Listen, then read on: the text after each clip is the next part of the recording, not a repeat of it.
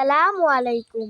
শুক্রবারে আপার বাড়ি আমাদের বিদ্যালয়টি লেখাপড়া থাকে না, তবে থাকে ভিন্ন আয়োজন। জরুরি ও স্বাস্থ্য সম্পর্কীয় কিছু বিষয় সপ্তাহে এ দিনটিতে শেখানো হয়।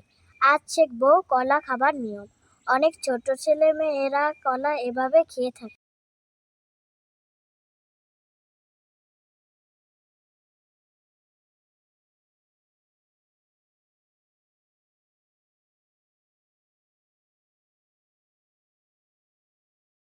হামু একটা কেলা সুগাটা আমার মুখ মেলা।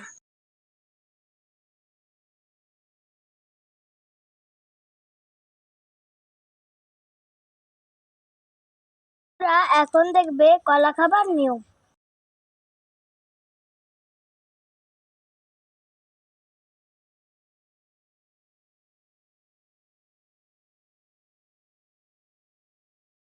খোসাটিও কিন্তু যেখানে সেখানে ফেলা যাবে না, কারণ এতে করে আচার খেয়ে অন্যের বিপদের কারণ হতে পারে।